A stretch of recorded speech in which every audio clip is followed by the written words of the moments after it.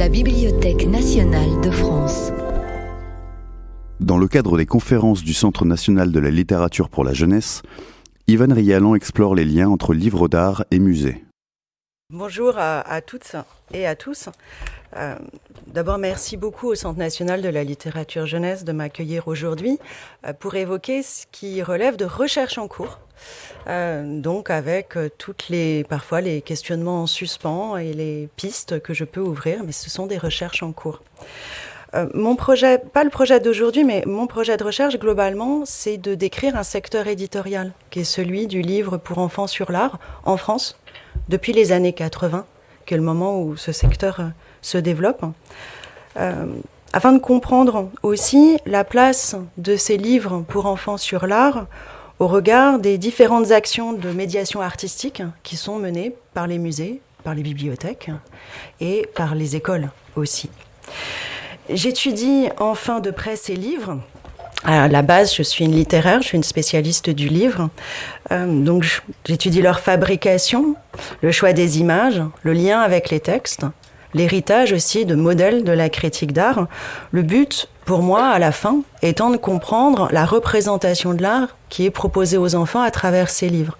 Quelles œuvres, bien sûr, mais aussi quelles définitions de l'art sont offertes aux enfants et quel rapport esthétique ces livres tâchent d'engager. Alors, il y a un point aveugle dans ces recherches que vous aurez peut-être remarqué. J'étudie plutôt la création de ces livres, leurs intentions didactiques, commerciales aussi, de médiation, ce qui porte comme vision de l'art, mais je n'étudie pas concrètement l'impact de ces livres sur l'éducation artistique.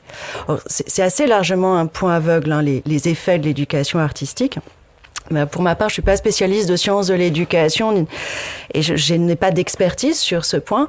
Et c'est aussi pour ça que, pour ma part, je suis très heureuse d'être là, puisque j'espère aussi que dans le dialogue que nous tâcherons de nouer, de la part de beaucoup d'entre vous qui êtes des médiatrices, des médiateurs du livre pour enfants, que vous puissiez bien enrichir mon approche. C'est une recherche que j'appuie sur toute une campagne d'entretien. Donc, vraiment, je suis très désireuse de pouvoir dialoguer avec vous. Donc, je vais vous proposer mon approche du livre sur l'art pour enfants, mais qui est forcément partielle, qui est limitée par ce point de vue que j'ai tâché de vous présenter. Si le sujet vous intéresse particulièrement, comme l'a expliqué Virginie Meyer, ça lance en effet un colloque qui aura lieu en décembre, le 9-10 décembre 2020. Donc, c'est un partenariat, vous le voyez, bien, avec l'Université de Versailles, qui est mon université, mais aussi avec le Musée du Louvre et l'École du Louvre, et qui est soutenu bien, par la Fondation des sciences du patrimoine, Paris-Saclay, par le CNLJ, par la médiathèque Françoise Sagan, l'Heure Joyeuse, et le Musée de la Ville de Saint-Quentin en Yvelines. Donc, il y aura 2 journées dans 2 lieux distincts, avec des interventions de chercheuses et de chercheurs, mais aussi de spécialistes des musées français et étrangers. Alors, je vous le dis tout de suite, ça va être en visioconférence. Nos spécialistes américains, ils vont pas prendre l'avion, malheureusement. Et il y aura des tables rondes qui vont réunir des éditrices, des éditeurs, des autrices, des auteurs et des actrices, acteurs des musées variés, autant que je l'ai pu, spécialistes de la médiation ou libraires également. C'est un événement qui sera hybride, puisque la jauge des salles sera toute petite. On sera entre 20 et 30 personnes. Donc, il y aura une inscription obligatoire et avec 2 possibilités, soit présentiel, soit suivre les conférences sur Zoom. Les tables rondes, en plus, seront filmées. Donc, le programme va être très prochainement diffusé. J'ai eu la confirmation que le musée de Saint-Quentin pouvait nous accueillir hier. Donc, c'est pour ça que vous n'avez pas le programme détaillé. Ça sera mes tâches du week-end. Donc, ça vient très vite. Si vous êtes très pressé, vous pouvez m'écrire. Voilà. Je serai touchée de votre intérêt. Bon, j'entre à présent dans le vif du sujet. Je ne vais pas du tout vous parler de tout le livre sur l'art pour enfants parce qu'en 2h30, ça serait bien trop bref. J'ai donc choisi un point d'entrée spécifique en lien avec le colloque, qui est la question du musée, du livre pour enfants, du livre comme musée imaginaire pour enfants. Ce thème du musée imaginaire me renvoie en fait à la racine même de mes recherches, puisque ça provient de mon étonnement, ces recherches face à un livre que vous connaissez tous.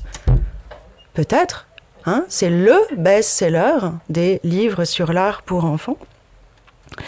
Donc ce petit musée de Grégoire Solotareff et Alain Le Sceau, donc d'emblée vous voyez que c'est un objet qui se pose comme un musée, c'est marqué dessus. Moi je suis assez naïve, je me dis oui mais enfin c'est un livre, voyez-vous. Et dedans j'ai pas des œuvres, j'ai des reproductions. Et des reproductions qui sont découpées, puisque ce sont des détails, et même fort grossis, qui sont un fragment. Donc, d'emblée, cette équivalence posée entre le musée et le livre, avec en plus cet assemblage et ce découpage de reproductions, a orienté la spécialiste de la critique d'art que j'étais alors vers l'idée de musée imaginaire, telle qu'elle a été développée par André Malraux.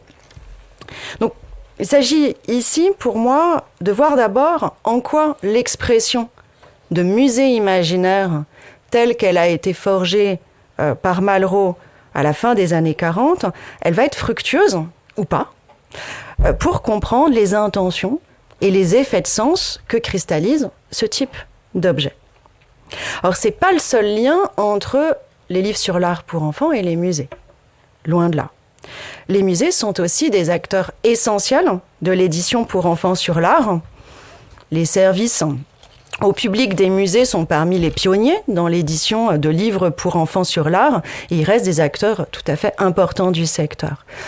Donc, les livres, dans ce cas-là, sont utilisés par les musées comme une médiation en lien avec d'autres actions envers les publics, d'autres instruments de valorisation des collections, en lien avec les expositions, les ateliers, etc. Alors, ça, je l'évoquerai plus directement en décembre, où je parlerai du musée éditeur, au musée éditeur d'art. Aujourd'hui, ce qui m'intéresse, c'est de montrer que dans ce cas, lorsque le musée est utilisé, le musée de papier, est utilisé comme un instrument de médiation, dans le lien avec un lieu muséal concret, il ne devient plus un substitut imaginaire du musée. Mais à ce moment-là, il va devenir un seuil vis-à-vis de l'espace muséal. Il va devenir un préalable à la visite, il va devenir un souvenir de visite ou un élément à part entière de la médiation muséale autour d'une exposition, par exemple. Donc, le lien du livre au musée, dans ce cas, c'est plus un lien par ressemblance, un lien iconique. C'est un lien indiciel, c'est-à-dire que le livre est une trace. C'est différent au regard du musée. Il est une trace des activités du musée, de ses collections, qu'il prépare, accompagne, prolonge. C'est un guide, un souvenir, la prolongation d'une visite. Et à ce moment-là, c'est la visite qui est le moment fort et authentique de la rencontre avec l'art. Et par rapport à la visite, le livre, c'est un prolégomène, une préparation, ou un écho affaibli de ce moment authentique de la rencontre avec l'œuvre dans le lieu du musée. Sur le plan des théories, on passe en fait d'André Malraux à Walter Benjamin. Je vous mettrai des extraits des deux. Walter Benjamin, qui est un penseur allemand de l'entre-deux-guerres, qui pointait la perte de ce qu'il appelait l'aura, l'authenticité, qui se produisait dans le passage de la rencontre réelle avec l'œuvre à la contemplation d'une reproduction. Donc, je vais vous proposer une intervention en deux grands volets, avec au milieu une pause. C'est important. Alors, ces deux grands volets ont des recoupements partiels, ça sera des manières de tourner autour de ces objets. Mais en tout cas, mon premier point d'entrée, ça sera d'abord explorer ce modèle éditorial du musée imaginaire, où le livre est un musée idéal, en somme, qui répond à des limitations du lieu musée quant à la rencontre avec les œuvres. Le deuxième volet, après la pause, le livre sera ici pensé plutôt que le musée soit ou non éditeur, comme une prolongation de l'espace muséal, où cette fois c'est le musée qui va être pensé comme le lieu idéal de la rencontre avec l'œuvre, le livre étant donc une préparation, un prolongement, étant périphérique, en somme. Alors, et on verra à la fin que même dans ce rapport, on va pouvoir trouver aussi un discours critique sous-jacent quant aux conditions de visite proposées aux enfants. Je terminerai sans doute sur ce point. Et si c'est bon, je vais me lancer dans le premier volet. Voilà. Donc j'ai mis pas mal d'intertitres parce que je me suis rendu compte que je parlais des choses très diverses. Il ne faut pas hésiter à me dire si c'est pas clair. Alors, donc je pars de ça, n'est-ce pas? Petit musée. Et à partir de Petit musée, j'ai commencé de façon un petit peu obsessionnelle à regarder quand apparaissait le titre musée dans les livres sur l'art pour enfants. L'emploi de ce terme musée. C'est extrêmement fréquent avec des sens variés. Parfois, musée, ça renvoie à un musée spécifique. Vous avez un livre qui s'appelle « Les grands musées du monde » où on vous propose un documentaire sur les musées, concrets, réels. Vous avez aussi l'emploi de musée comme espace d'exposition des œuvres. Le musée de Babar, une après-midi au musée. Ça n'est pas un musée réel, mais le musée est un lieu que les personnages explorent. Ce qui va m'intéresser ici, ça correspond à la liste que vous avez là et qui est visible surtout pour cette partie-là. Ah non, il y a 2 écrans, c'est bien. Là, dans la liste de titres que je vous ai mise, dans cette liste un petit peu serrée, c'est l'emploi du terme musée en tant qu'il propose une collection de reproductions d'œuvres. C'est dans cette acception que le terme m'intéresse ici, c'est dans cette acception que vous avez petit musée, ça renvoie pas à un musée, le Louvre ou un musée, un lieu, ça renvoie à une collection de reproductions. Donc c'est ça qui m'intéresse. Cette appellation, elle est fréquente, elle est persistante. À l'échelle de l'assez brève histoire du secteur, elle apparaît dans des ouvrages pionniers, par exemple dans Mon merveilleux musée de Nor Zadeh-Brenner, qui est sculptrice, en 69, dans des livres marquants, comme L'Imagier de Le Sceau et Solotareff, ou aussi autres références du secteur, le Musée de l'art pour les enfants, livre blanc, livre jaune, qui est publié par Phédon. Et donc ça persiste, là vous avez de 1969 à 2016 pour ces références. Je vous en ai mis une première couverture, un livre de Fontanelle dont je reparlerai chez Palette. Un exemple de ce qu'on voit à l'intérieur. Voilà, petit exemple donc. Alors, à cette sélection, on peut ajouter des livres qui sont également nombreux ou des collections qui vont stipuler l'équivalence du livre et du musée dans leur texte de présentation. Les quatrièmes de couverture, les catalogues, les sites d'éditeurs. Je vous en ai mis un exemple qui est une collection qui paraît chez Mila Éditions, où vous voyez sur la couverture « Découvre et crée à ta façon 11 chefs-d'œuvre pour réaliser ton petit musée ». Ou dans d'autres, dans un livre qu'on étudiera, que je vous montrerai un peu plus tard, dans L'art en miroir de Sonia Chen, qui est paru chez Milan, en collaboration avec France Loisirs en 2009. Dans la quatrième de couverture, on peut lire « Un parcours éblouissant et surprenant dans un musée imaginaire ». On a encore d'autres livres qui utilisent des termes proches, comme « galerie », ici, dans plusieurs séries, ou « exposition ». Pour des exemples récents, ça renvoie toujours à des livres animés. J'en parlerai un petit peu. Donc, la couverture de la collection de Patricia Guess, qui est une série espagnole publiée par Palette en traduction. Je vais ajouter enfin les collections de peinture et petites collections qui ont été publiées par Autrement Jeunesse dans les années 90 sous l'égide d'Agnès Rosenstiel, la créatrice de Mimi Cracra. Donc il y a 24 titres parus, c'est vraiment abondant. Alors l'équivalence est toutefois un petit peu différente puisque ici, collection, ça joue sur la polysémie du terme, collection d'œuvres, collection éditoriale. Mais on a une analogie qui est resserrée sur le couple reproduction-œuvre. Alors que quand j'emploie le terme musée pour ce type d'ouvrage, la substitution, elle est double entre le livre et le musée, et l'œuvre et la reproduction. Donc, c'est un terme que je trouve plus intéressant. C'est un type de titre qui n'est pas propre aux ouvrages pour enfants.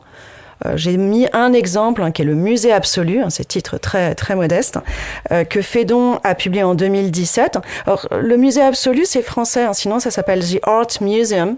Il n'y a pas le côté absolu dans la version anglaise, c'est français absolu.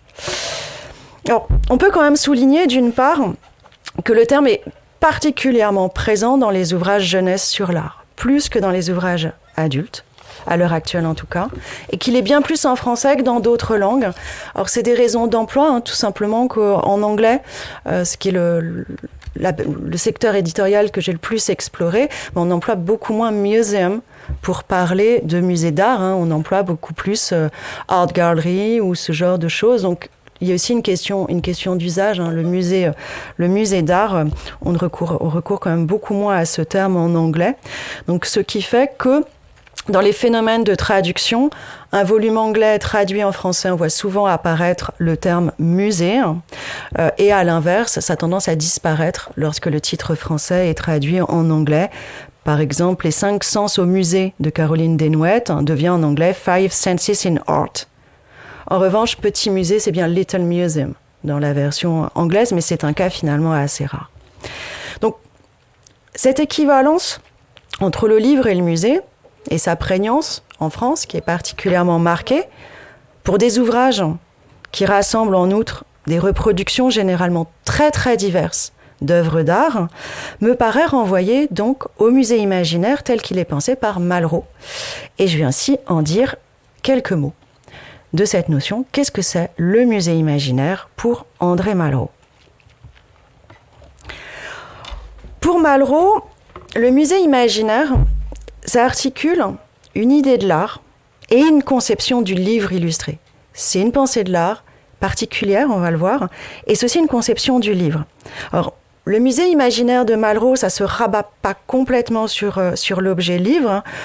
Ici, dans la citation que j'ai sélectionnée du musée imaginaire de la sculpture mondiale, donc Malraux explique qu'il veut constituer un musée imaginaire, c'est-à-dire de trier. Il souligne la subjectivité du choix. En même temps, cette sélection, elle est l'expression, écrit-il, d'une aventure humaine, avec cette conjonction qu'il crée dans la dernière phrase, entre un goût, le musée imaginaire rassemble ce qui séduit notre goût et s'impose à notre sensibilité, quelque chose de subjectif et sensible qu'on retrouvera dans nos livres pour enfants.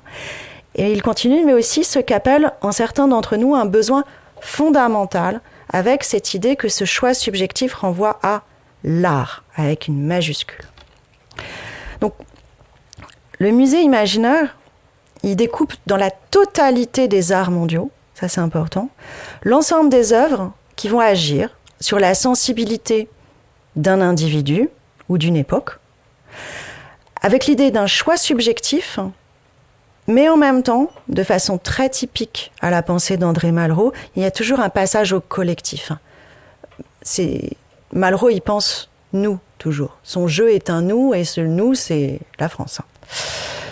Donc, c'est ça qui veut dire. Ce qui veut dire, c'est que ces choix subjectifs s'inscrivent dans une aventure humaine commune, voilà, qui est l'art. Ce qui veut dire que tout subjectif qu'il soit, cet échantillon, il est pertinent pour dire l'art avec une majuscule. Donc, ça, c'est indépendant de la pensée d'un livre. Mais, comme ça a été très souvent remarqué, l'idée et la possibilité même du musée imaginaire, ça repose sur le développement de la reproduction photographique. Ce qui permet de rassembler sous un même regard des vastes collections d'œuvres venues du monde entier. Ça, c'est quelque chose auquel on est plus sensible aujourd'hui parce qu'on ne l'a pas connu, mais jusqu'au développement de la photographie et singulièrement de la photographie couleur, pour aller voir une œuvre, faut y aller, quoi. Faut se déplacer, où on y a accès par des dessins et des gravures en noir et blanc. Donc ça donne un accès à l'art très différent, une sensibilité accrue au dessin, par exemple, par rapport à la couleur qui est peu vue. Donc une vision de l'art qui est tout à fait différente. Donc, possibilité de la reproduction photographique, plus facile, moins chère, qui va permettre d'accéder à ces collections d'œuvres venues du monde entier et à monter ces reproductions dans un livre. Et il faut avoir conscience que Malraux est éditeur et iconographe. Il a une compétence professionnelle en la matière. J'ai mis les éditions successives ici du musée imaginaire. Il s'occupe de la mise en page et de l'iconographie, parce qu'il en a la compétence professionnelle. Alors là, je parle de Malraux, bien sûr, mais il faut bien avoir conscience aussi qu'au-delà de Malraux, et puis au-delà des livres pour enfants qui nous intéressent, cette facilité de la reproduction couleur, elle suscite dans les années 50 beaucoup d'ouvrages qui vont utiliser le terme musée comme une indication publicitaire qui veut dire il y a beaucoup d'images couleurs. Donc là, je vous ai mis un livre de Georges Besson, qui est un critique connu des années 50, qui s'appelle « Le musée chez soi ». Le musée chez soi, vous n'avez pas particulièrement de variété dans les reproductions. En fait, c'est une histoire de l'art moderne, le musée chez soi. Mais le musée chez soi, ça veut dire qu'il y a beaucoup d'images, et notamment des images couleurs. Donc c'est un terme aussi qui est répandu dans les années 50-60 pour vanter la place des images, des reproductions en couleur. Il ne faut pas surdéterminer la place de Malraux dans l'usage du terme musée, que mon propos ne vous induise pas en erreur. Alors, le musée imaginaire de Malraux, lui, c'est pas seulement une collection de reproductions, c'est pas seulement un livre d'images. Il travaille aussi un montage des reproductions. L'éclairage est très travaillé, c'est un éclairage qui est très contrasté. Il y a beaucoup de détails avec des gros plans, et ça lui permet de travailler une vision spécifique de l'art qui permet, entre autres, c'est ce que souligne Malraux dans cette citation, qui permet, entre autres, d'effacer la différence entre les arts mineurs et les arts majeurs, en reproduisant à la même échelle une pièce de monnaie et une sculpture. Donc des arts qui étaient réservés aux spécialistes, des petits objets, là acquièrent la même dignité que les grands arts comme la sculpture et la peinture. Donc il y a un travail théorique dans l'usage de la reproduction.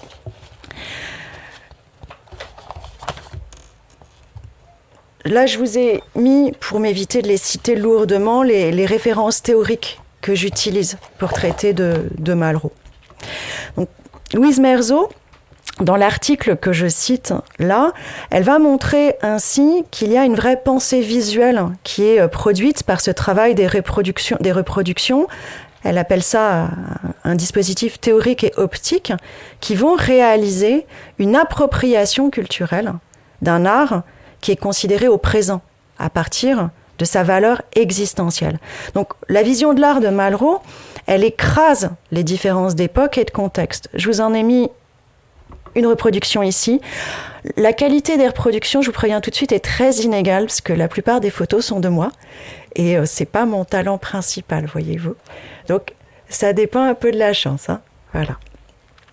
Donc, je vous ai mis un exemple où vous aviez donc d'un côté un relief avec des personnages du Bénin et de l'autre les rois mages de la cathédrale de Novgorod, avec en plus un écart de 5 siècles.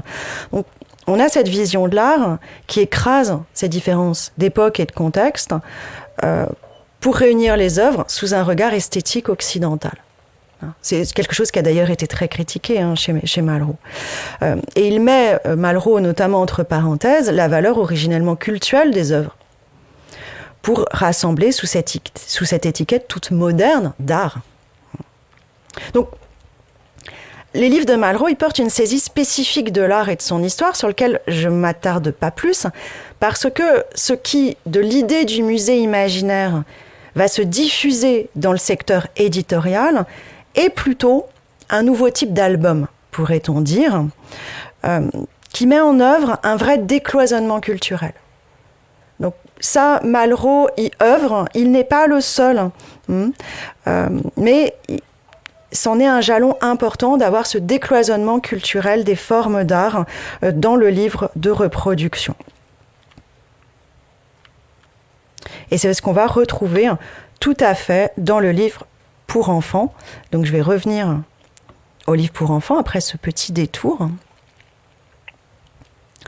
Donc au-delà même des livres, les livres pour enfants, Au lieu de là même des livres intitulés musées, de fait, à partir du moment où le livre sur l'art pour enfants ne va pas proposer une approche monographique sur un artiste, le livre pour enfants va souvent, même généralement, mêler des reproductions d'œuvres très éloignées dans le temps et l'espace.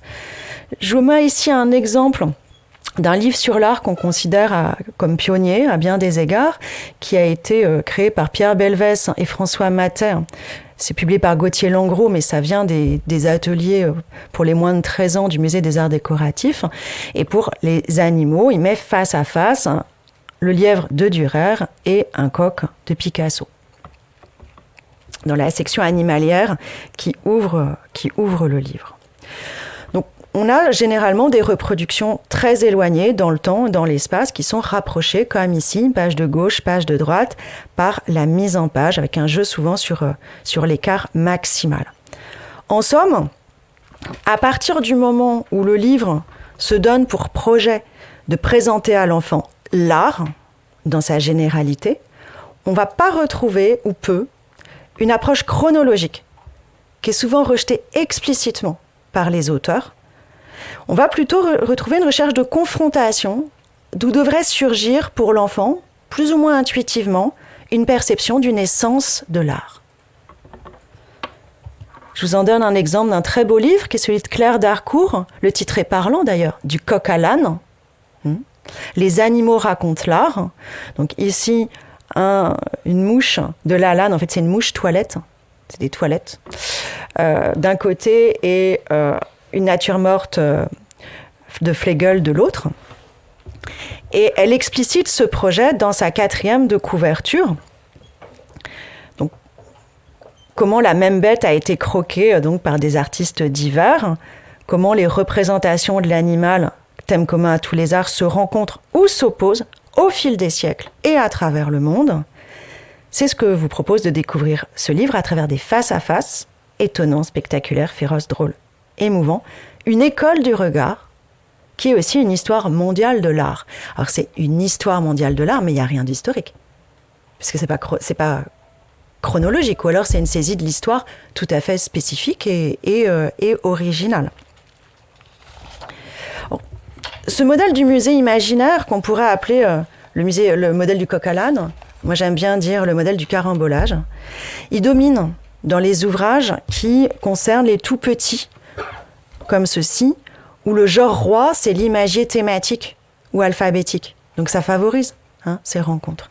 Donc j'en ai donné un exemple, le musée des nombres, c'est la série de Caroline Desnouettes.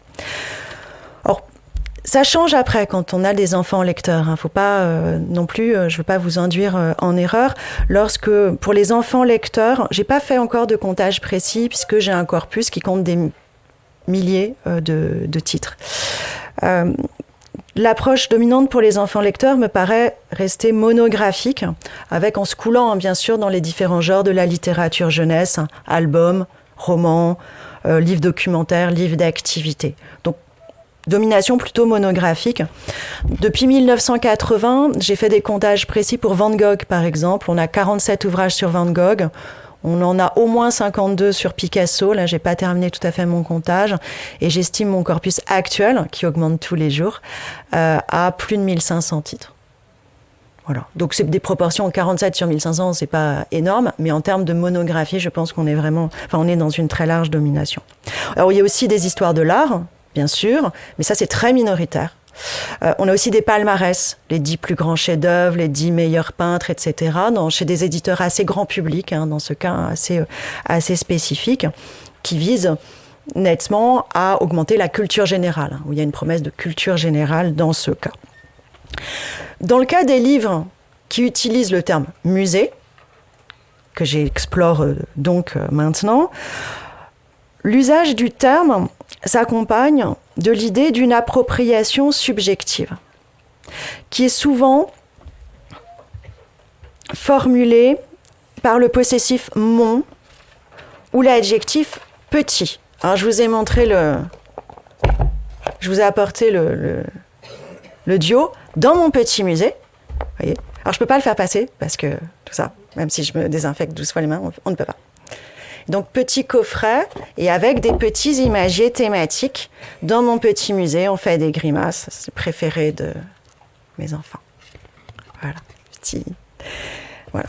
Et donc, appropriation qu'on a chez soi dans la petite boîte, petit livre, petit musée de papier cartonné, pour tout petits enfants.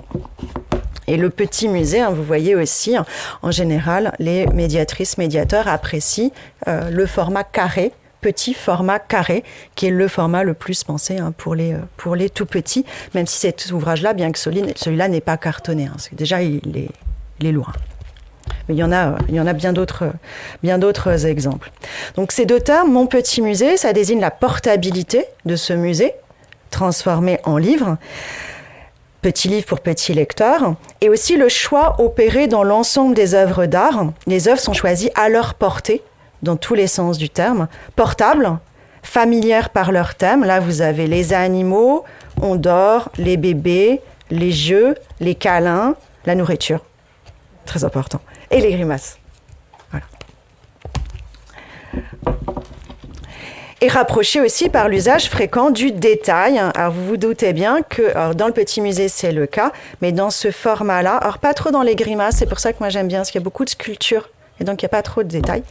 Vous vous doutez bien que dans ce format-là, là vous n'allez pas avoir tout le mariage paysan de Bruegel. Sinon, les enfants ont des meilleurs yeux que nous, mais même ça, voilà. Donc vous avez du détail aussi par le petit format. Sinon, c'est pas la reproduction n'est pas possible. La subjectivité de l'opération de prélèvement, elle est aussi celle des auteurs qui vont choisir des œuvres aimées. C'est ce que m'a expliqué Grégoire Solotareff à propos du petit musée, parce que je commençais à me poser des questions, donc j'ai écrit à Grégoire Solotareff, parce que je suis très casse-pied, et donc j'écris à tout le monde. Et donc il m'écrit: cette idée, je l'ai eue il y a plus de 20 ans en réunissant des images que j'aimais sur mes murs. Étant très proche comme goût de mon ami décédé aujourd'hui Alain Le Sceau, je lui ai fait part de mon intention de publier une somme de ce qu'on aimait en peinture en commun, pour les enfants a priori, mais en fait pour tous. Comme tous les bons livres pour enfants, précise-t-il. Au sujet de la série, celle-ci, Le Musée des Nombres, que Caroline Desnouettes commence à publier dans les années 90 pour la Réunion des musées nationaux, elle m'a indiqué, parce que j'embête vraiment tout le monde, donc j'appelle vraiment tout le monde, qu'il ne s'agit pas de livres d'histoire de l'art, mais de livres sensibles, je la cite. Fontanelle, elle, parle d'épousailles entre les œuvres, en cherchant, pour cette femme qui a commencé sa carrière chez Bayard et Gallimard, un moyen d'écarter le modèle trop scolaire du documentaire. Souvent, le livre d'art se présente comme un anti-documentaire. C'est souvent cité comme un repoussoir. Et elle cherchait dans le premier musée à proposer des associations qui aiguisent le regard. Et on voit là, à nouveau, un écart maximal. C'est un travail sur les formes, une recherche de la rencontre. Et or, aucun de ces auteurs ne recourt explicitement ni volontairement à André Malraux. Quand j'en ai parlé à Caroline Desnouettes, elle me citait plutôt Élie Faure, par exemple. Mais ça semble vraiment correspondre à une intuition forte et partagée, cette idée des rencontres. Plusieurs auteurs ou éditeurs ont ainsi le sentiment d'inventer par là un mode de présentation de l'art. Il y en a plusieurs que je ne citerai pas qui m'ont dit « Non, mais c'est moi, je l'ai inventé ». Donc je ne les citerai pas, et c'était tout à fait sincère, c'était pas du tout de la vanité, c'était cette idée, cette conviction forte, cette intuition que pour parler d'art aux enfants, ces rencontres, ces chocs ou ces épousailles étaient la meilleure manière de les faire intuitivement comprendre ce qu'était l'art. Alors que c'est une constante, vraiment, c'est la principale constante, une des principales constantes du secteur. Là, je mets un tout petit peu de texte pour aider un petit peu, parce que c'est vite long. Alors, subjectivité du choix des œuvres, mais cette subjectivité, elle est limitée par des contraintes et des routines éditoriales. Je ne vais pas m'y attarder, mais il y a bien sûr le coût des droits de reproduction, qui limite l'art contemporain. Dans certains cas, sauf quand les artistes donnent les droits, ça arrive. La disponibilité des images aussi, dans les banques d'images auxquelles les éditeurs sont abonnés. Une considération aussi sur les œuvres acceptables ou non par les enfants. Est-ce qu'on met des images religieuses ? Maintenant, c'est compliqué. Des gens tout nus ? Vous ne pouvez pas traduire aux États-Unis si vous mettez des sculptures de nus. C'est un problème. Donc, qu'est-ce qui est acceptable par les enfants? La liberté guidant le peuple. Si vous l'avez vu récemment, il y a beaucoup de cadavres quand même. Donc, recadrage. On ne voit pas le bas, par exemple. Il y a des recadrages comme ça. Alors, ce qui est acceptable par les enfants ou par les adultes qui achètent, bien sûr. Contrainte aussi par le genre choisi. Dans un imagier thématique sur les animaux, vous êtes contraint parce qu'il faut des animaux. Voilà. Ce qui fait que vous avez beaucoup d'œuvres d'Agasse parce qu'il peint des animaux exotiques. Donc c'est pas un peintre majeur, mais il peint des animaux exotiques. J'en avais déduit à un moment que si, pour une femme, si elle voulait arriver dans des livres d'art pour enfants, il fallait qu'elle peigne des koalas. Parce que, un, c'est un animal chouette, et deux, ça commence par un K. Donc c'est bien pour les imagiers alphabétiques. C'est très scientifique, Virginie rit, mais c'est tout à fait scientifique, ces études. Je suis payée par l'État pour ça. Donc, ça limite. Et il y a aussi, bien sûr, des considérations pédagogiques des auteurs qui font ces livres pour se faire plaisir, mais ils veulent aussi transmettre quelque chose de l'art aux enfants. Donc, ils ont en général la volonté de mêler les œuvres célèbres et les œuvres peu connues. Est-ce qu'un livre sur l'art pour enfants est un livre sur l'art s'il n'y a pas la Joconde? Pour nous, on en est lassé, blasé, etc., mais à 5 ans. Donc, Marie Sellier, par exemple, dit, moi, quand je fais un livre d'art pour enfants, je veux mettre la Joconde, parce que l'enfant, il a le droit de voir la Joconde. Volonté aussi de mettre des œuvres à ce moment moins connues pour les faire découvrir aux enfants. Donc ces imagiers thématiques, ça, c'est intéressant aussi. Ils ont leurs contraintes, mais c'est ceux qui vont permettre aussi le plus d'ouvrir le canon à des œuvres peu connues. Alors, outre les koalas, je vais vous le montrer à partir des choix qui ont été opérés par Caroline Desnouettes pour entrer un peu dans le détail d'une collection. Donc Caroline Desnouettes, elle propose cette collection à la réunion des musées nationaux, là les petits, celle-ci, le musée d'elle, le musée des animaux, des couleurs, etc. Ça c'est un extrait du musée des enfants.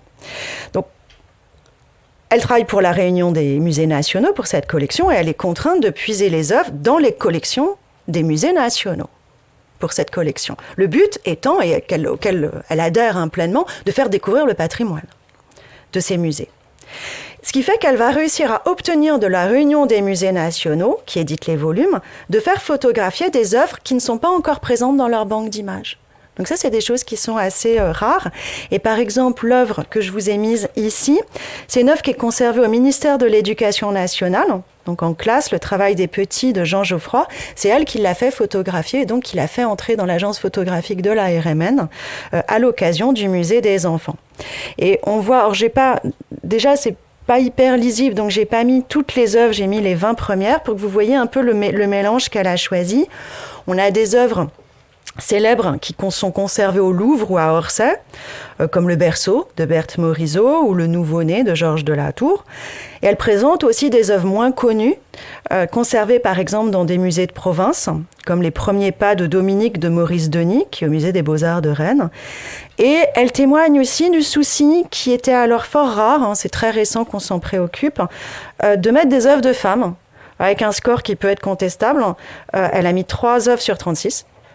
C'est pas beaucoup, mais c'est un record à l'époque. Frémissez, voilà. Là-dedans, il y a 120 œuvres, si ma mémoire est bonne, il y en a 2. Voilà.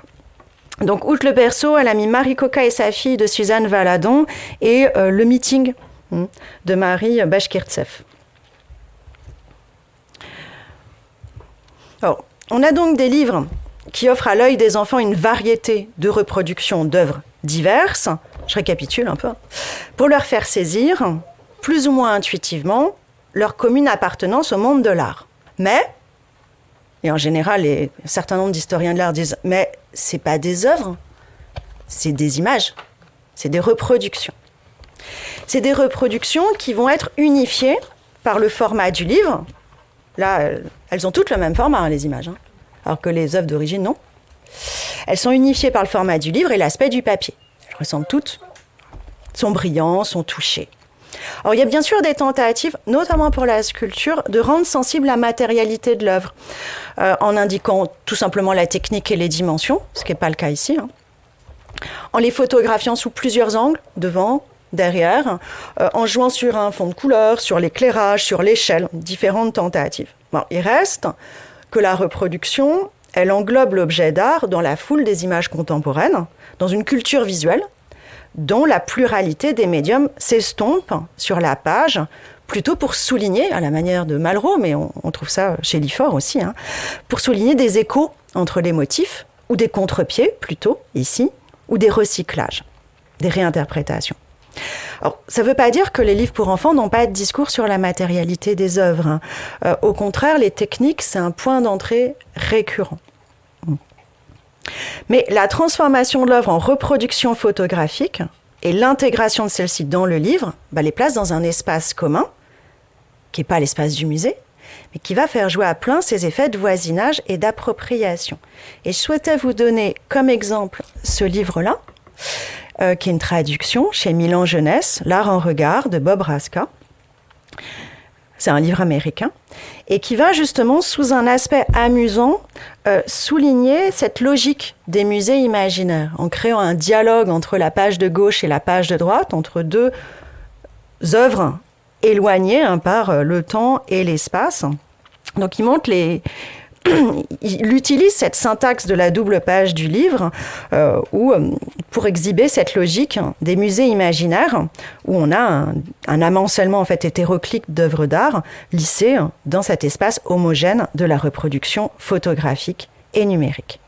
Et c'est bien sûr tout à fait pensé par Bob Raska dans son intéressante préface. Donc il articule ici vraiment explicitement l'espace de la double page au mur d'exposition, qui va être convoqué mentalement. Il écrit « Maintenant, imaginez que vous êtes en train de parcourir une exposition dans un musée. » Et en même temps, il va dire que ces rencontres sur une cimesse seraient impossibles ou en tout cas improbables. Les trouver ensemble dans une exposition serait donc improbable. Alors, improbable et pas impossible, puisque bien sûr, on peut le faire sur le mur d'un musée, c'est possible. Mais c'est improbable parce que ce n'est pas la muséographie traditionnelle. La muséographie traditionnelle dominante, elle tend à organiser l'exposition des œuvres par pays et chronologiquement à l'intérieur d'un pays pour donner une lisibilité historique aux collections. Je dis muséographie traditionnelle, je dis dominante, parce que bien sûr, ce n'est pas la seule manière de faire un accrochage dans un musée. Il y a aussi une muséographie comparative qui met en valeur les influences ou les parentés thématiques. Ça a été le choix à la Tête moderne, par exemple, qui peut même chercher des écarts, comme dans l'exposition Carambolage, qui avait été proposée au Grand Palais en 2016 par Jean-Hubert Martin, qui était déjà l'auteur d'un accrochage transversal au Museum Kunstplatz. Et Jean-Hubert Martin écrit « Bâtir une exposition, c'est associer mentalement des œuvres ». Donc il y a une sorte d'effet de retour en fait du musée imaginaire sur l'espace d'exposition, or sans que je cherche du tout là à faire de Malraux un facteur essentiel d'une évolution muséographique.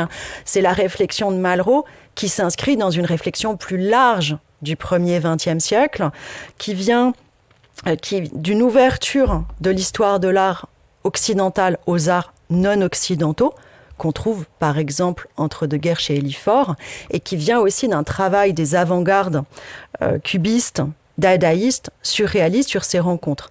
Et Jean-Hubert Martin, par exemple, il attache sa réflexion à ces avant-gardes pour justifier son approche de l'accrochage. Alors reste bien sûr que la muséographie, traditionnelle ou comparative, elle est dépendante des collections de l'institution. Alors que la transformation de l'œuvre d'art en reproduction rend ces rencontres beaucoup plus faciles, bien sûr, avec certaines limites que l'on a esquissées. Ce que permet aussi la reproduction photographique, c'est l'usage du détail, qui est vraiment proliférant dans le livre d'art, quel que soit le public. Ça, c'est pas propre du tout au public jeunesse. Et à cet égard, la reproduction n'est pas un ersatz de l'œuvre, mais un moyen de la voir mieux. Ou plutôt autrement. C'est ce que pointait déjà Walter Benjamin dans l'œuvre d'art à l'ère de sa reproductibilité technique, où il pointait la perte d'aura que la photographie engendrait vis-à-vis de l'œuvre, mais il pointe aussi des aspects très intéressants de la reproduction photographique. Il montre, j'ai mis les passages clés en gras, qu'il y avait des aspects de l'original qui échappaient à l'œil et qu'on pouvait atteindre des réalités qu'ignorent toute vision naturelle. Alors, je ne vais pas m'attarder longuement sur ce point. Je vais vous donner simplement peut-être 2 références clés. Daniel Arras, il a analysé de façon très intéressante ces utilisations variées du détail. Et Jean-Claude Chirolet, dans de nombreux ouvrages, j'en ai mis un, mais il a beaucoup écrit dessus, il a réfléchi sur les effets du médium photographique sur l'appréhension des œuvres. Et il souligne d'une manière qui me paraît très juste le goût pour les surprises du regard qu'a induit la reproduction photographique. Les petits détails dans le coin que personne n'a vu puis qu'on ne peut pas voir dans le musée parce que l'œuvre elle est à 4 mètres de haut. Ce goût-là pour la surprise du regard. Il travaille notamment sur l'image numérique et les grossissements. Béatrice Fontanelle me disait le plaisir qu'elle avait à circuler, par exemple, dans une image de Jérôme Bosch en HD, ou en grossissant à l'infini, et ça donne un rapport très particulier à l'œuvre. Je ne m'y attarde pas ici, mais je pense que c'est quelque chose d'assez fondamental aujourd'hui dans notre rapport à l'œuvre d'art. Et l'analyse de Chirolet, qui ne parle pas du tout du livre pour enfants, mais correspond tout à fait à des pratiques qui traversent ces musées imaginaires pour enfants dans ce goût de la surprise du regard. Les jeux type cherche et trouve, cherche le chat dans le tableau, compte les animaux. Les systèmes de rabat ou de découpe qui font circuler du détail à l'ensemble de l'œuvre. Donc, je ne m'attarde pas ici là-dessus, j'aurais pu, ça serait une intervention à soi tout seul. J'indique simplement que cette utilisation du détail a aussi pour motivation supplémentaire dans le livre pour enfants la rencontre avec les genres préexistants de la littérature jeunesse, les livres-jeux ou les imagiers. Si je fais un imagier sur les animaux, je vais centrer sur les animaux qui sont dans l'œuvre. Donc ça induit cet usage aussi du détail. Et ça correspond sur un autre plan au souhait réitéré de la part des auteurs de ces livres de ralentir le regard. Et cette idée il faut apprendre aux enfants à ralentir le regard sur l'œuvre d'art, que dans la foule des images médiatiques, les œuvres d'art sont spécifiques parce qu'il faut un regard ralenti. Et donc ces livres créent des dispositifs qui ont pour vocation d'initier à un ralentissement du regard qui serait spécifiquement exigé par la richesse de l'image artistique.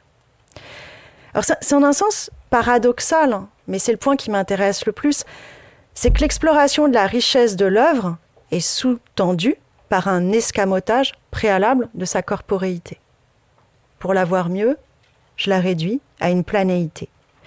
Mais ça permet aussi de comprendre que si certains de ces livres se contentent tout à fait de proposer des albums de reproduction, ce qui n'est pas sans effet sur la perception ni des œuvres ni de l'art, d'autres vont exploiter tout à fait consciemment les propriétés de la reproduction et du livre pour proposer, à travers ce dispositif, une expérience spécifique de l'œuvre d'art qui va être distincte de la visite en musée. Donc, il y a différents dispositifs de décomposition, recomposition de l'œuvre, de manipulation d'éléments, de transformation créatrice par des pop-up, d'appropriation aussi par une activité artistique, de resémantisation en l'insérant dans une fiction. Je fais regarder l'œuvre parce que j'en fais une fiction, le point de départ d'une fiction. Je vais en développer un exemple qui est la collection L'Art en jeu. Parce que tout le monde, j'entends l'art en jeu, bah oui, tout le monde attend, l'art en jeu, quoi, comment faire sinon elle a l'intérêt d'être une collection pionnière et ça reste une référence majeure du secteur. Et en plus, les liens avec l'institution muséale me permettront de voguer vers mon deuxième volet et vers la pause. Je vous ai mis sur le diaporama les 12 premiers titres. En tout, vous avez eu 33 volumes de 85 à 98. Et il y a eu un 34e à part sur La Fontaine Igor Stravinsky, paru de façon isolée en 2007. Mais donc, on est 85-98, c'est vraiment la période de parution. Cette collection Elle est née des ateliers pour enfants organisés par la plasticienne Sophie Curtil au Centre Pompidou. Donc, c'est une collection qui s'articule avec son expérience de l'animation et de la création de mallettes pédagogiques pour l'atelier des enfants. Et elle l'indique, elle explique qu'on va retrouver dans la collection le même travail de guidage du regard. Mais en même temps, elle explique aussi que l'idée de créer un livre naît d'une frustration quant à l'insuffisance du mot pour parler des œuvres. D'une frustration face à ce qu'on appelle la médiation humaine dans le musée, face à l'œuvre. Le livre, lui, c'est un objet qui se regarde, qui montre. Et pour elle, il y a une adéquation entre ce médium, le livre, et l'œuvre, alors qu'il y aurait un écart beaucoup plus grand dans le musée entre l'œuvre exposée et la parole vivante.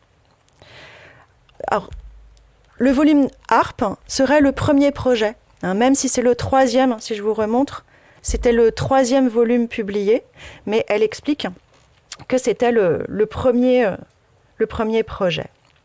Donc, elle raconte, Sophie Curtil, avoir photographié Pépin Géant, la sculpture d'Harpe, et inventé une maquette avec pour principe la découverte progressive d'une œuvre par l'image, l'analyse des moyens plastiques, la démarche ludique avec introduction de manipulation. Elle a beaucoup écrit sur son travail. Je vous ai mis l'article que je juge le plus long, le plus riche, le plus intéressant selon moi, si vous souhaitez vous y reporter.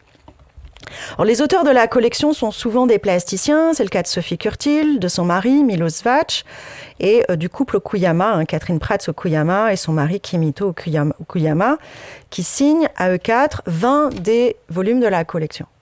20 sur 34. La maquette, c'est ainsi une idée d'auteur et de plasticien et de médiateur. Et le livre sur l'art n'y est pas un livre d'images. Vous voyez, c'est très... Alors, j'ai rien contre le petit musée, mais c'est un livre d'images. Voilà. Ça, c'est pas un livre d'images. C'est autre chose. C'est pensé complètement différemment. C'est un dispositif matériel qui flirte en fait avec le livre d'artiste.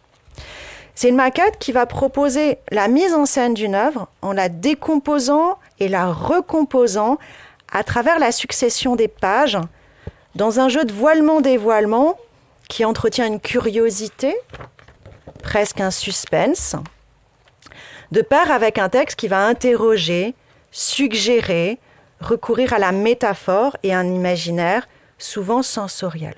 Donc sur Pépin Géant, sur la page de droite, j'ai une succession de photographies en noir et blanc qui va nous faire tourner autour de la sculpture, tandis que sur la page de gauche, j'ai un jeu de découpe qui va placer l'œuvre dans des décors. Par exemple ici, un arbre, un paysage de neige, un bord de mer. Et le texte, lui, donc je vous ai aussi fait une série de photos. Voilà, je trouve que celle-ci est assez parlante. Le texte, lui, par des touches, vous voyez, c'est quelques mots dans la double page, c'est fort peu chargé, va brosser un portrait poétique et mouvant de la figure qui déploie ses potentialités suggestives. Je vous lis à la suite les pages là que j'ai enchaînées, mais je vous lis le texte, parce que ça se voit pas très bien. Comme le pépin d'un fruit géant, sans bruit, il se transforme en plante. Et quand il ouvre les bras, on aimerait grimper sur ses épaules. Qui est donc le pépin géant ? Assis sans bouger comme un bonhomme de neige, il nous promène à travers les saisons. Dans la collection L'Art en jeu, chaque dispositif est singulier et va être adapté à l'œuvre et à l'appréhension que les auteurs veulent en proposer. On va trouver des récurrences, le recours aux pages découpées, qui correspond à l'excitation d'un désir de voir, qui va aiguiser le regard, maintenir l'attention, qui s'émousse vite. C'est un vrai jeu de pipe-show qui repose sur cette décomposition de l'œuvre, mettant en évidence sa construction ou le projet de l'artiste. Ici, la polysémie de la sculpture d'Arp. Arp, c'est un sculpteur qui pense l'art comme germination et dans une perspective naturelle. La sculpture comme une forme naturelle, organique. Donc elle écrit ainsi: « En invitant le lecteur à regarder avant de voir, l'art en jeu l'entraîne dans la profondeur de l'œuvre pour qu'il revienne à la surface enrichi de cette dimension. La reproduction de l'œuvre dans son entier à la fin du livre, parce que vous avez toujours l'œuvre à la fin du livre. Avec Pollock, ça marche mieux, parce qu'avec Pollock, vous avez bien un découpage plutôt en détail, jusqu'à ce qu'on voit l'œuvre complète avec son titre à la fin. Donc, cette reproduction n'est plus une image sur laquelle on passe superficiellement, mais le résultat d'une somme d'images pleines de sens. Donc, c'est des livres qui invitent aussi souvent à la manipulation, soulever un rabat ou découper, ce qui rend sensible le lecteur à la matérialité de l'objet livre, dans une opposition à l'expérience du musée, où on a de cesse de rappeler à l'enfant qu'il ne faut pas toucher. Donc la reproduction, elle enlève certes à l'œuvre sa corporéité, mais elle permet un rapport tactile à l'objet livre, qui va enrichir sa visualité. Or, la reproduction seule, c'est frappant par rapport à la sculpture, c'est une planéité lisse, où s'absentent les effets de matière, ce qui peut parfois accabler celui qui connaît l'œuvre originale, dit Sophie Curtil, l'accabler. Mais la reproduction dans le livre s'intègre à un objet matériel qui a son poids, son hauteur, son relief, ses surprises sensorielles, l'absence même de valeur de l'image reproduite, autorisant la manipulation. Et vous avez certains volumes, toute une série de l'art en jeu qui inclut une affichette sous enveloppe que l'enfant peut extraire, surprise, déplier, manipulation, et coller dans sa chambre. Appropriation. Cette affichette, je la retrouve toujours sur le radiateur de ma fille, collée avec des aimants. Donc vous avez de la chance que je l'ai récupérée. Voilà. Donc Pollock, elle faisait ça à 2 ans, elle n'en avait rien à faire, mais elle voulait coller l'affichette dans sa chambre, à elle, personnellement. Et c'est pas du tout anecdotique, en fait. C'est très important. Alors, Sophie Curtil souligne ainsi l'autonomie du livre sur l'art par rapport à la visite au musée. Et c'est tout à fait en contraste avec ce qu'on va voir après. Elle écrit « Je ne pense pas que l'objectif d'un livre de l'art en jeu soit d'amener le lecteur à venir voir l'œuvre au musée. J'espère bien sûr qu'il mettra le lecteur en appétit, mais plutôt dans un état d'appétit pour la création en général. » Et en prenant acte de l'abondance des images et de leur circulation, elle intègre la collection qu'elle a créée à un projet global d'éveil aux images. Donc j'ai fait un petit récap, c'est mon récap pré-pause. Et après, si dans le modèle donc du musée imaginaire, le livre vient se substituer au musée pour proposer une autre manière d'appréhender et d'articuler les œuvres via une manipulation de leur reproduction dans l'espace et via la sensorialité du livre, le livre sur l'art pour enfants peut aussi, après la pause, se donner comme une introduction à cet espace muséal pour créer cette fois un désir de visite et créer aussi une lisibilité pour les enfants de l'espace muséal qui est un espace, on le verra, qui souvent n'est pas pensé pour eux. Donc deuxième volet de cette intervention que j'ai appelée au seuil du musée. Donc juste avant la pause, on voyait que Sophie Curtil soulignait qu'au regard de la formation du regard et de la connaissance de l'art, elle soulignait non seulement la spécificité du médium livre et ses qualités, mais aussi son autonomie au regard du musée. Mais sa position, elle est originale, vraiment. Les créatrices de livres pour enfants sur l'art que j'ai pu rencontrer voient souvent le livre comme une préparation à la rencontre avec l'œuvre, voire comme un pis-aller. Caroline Desnouettes, par exemple, qui est plasticienne, elle aussi, avant tout, qui, depuis les années 90, est l'auteur de 28 livres pour enfants sur l'art, qui réfléchit, elle aussi, sur la matérialité du livre, sur l'apport de la maquette. Donc, elle est vraiment dans une perspective qui paraît tout à fait proche. Elle raconte que le projet de son premier livre, qui était Le Musée des couleurs, publié par la RMN en 1996, s'inscrivait dans une démarche qu'on peut vraiment qualifier de compensatrice. En fait, elle n'arrivait pas à trouver le temps d'emmener ses enfants au musée, comme elle l'avait été elle-même par ses parents et sa grand-mère. Et c'est pour ça qu'elle a eu l'idée de bricoler un musée de papier avec des feuilles canson et des photocopies couleurs. Donc elle fait ça d'abord pour ses enfants. Et après, elle a l'idée de le porter à la RMN. Une autre auteure, qui est Véronique Antoine Andersen. Alors Véronique Antoine Andersen, elle a travaillé au Musée en Herbe. Elle était chargée de la médiation des publics. Elle a travaillé toujours à la médiation envers les enfants à la Cité de l'Architecture. Elle crée des livres pour enfants sur l'art, mais elle affirme qu'elle n'a jamais montré ses livres à ses enfants. Qu'elle leur montre surtout pas de livres pour enfants sur l'art, puisque l'essentiel, c'est la rencontre avec l'œuvre et l'appropriation du musée comme espace culturel. Donc, ce fossé qu'établissait Walter Benjamin entre l'expérience de la rencontre authentique avec l'œuvre unique, située dans une tradition, et de l'autre, la contemplation de sa reproduction technique, un fossé qu'il établit entre les deux, ça sous-tend en réalité la conception du livre d'art pour enfants de la part de bien des éditeurs et des auteurs pour qui il s'agit, par le livre, d'amener l'enfant au musée. C'est un argument commercial dans des catalogues, etc. Je vous ai mis ici le catalogue 2017 de la collection Pont des Arts, qui est édité par l'Élan Vert et le réseau Canopé de l'Éducation nationale. Et son catalogue, je vous ai entouré le morceau qui nous intéresse. Le catalogue explique que les albums invitent l'enfant à voir l'œuvre en vrai. C'est des albums qui permettent une visite ludique au musée et vous avez des citations, des témoignages de parents satisfaits à l'appui de cette promesse commerciale.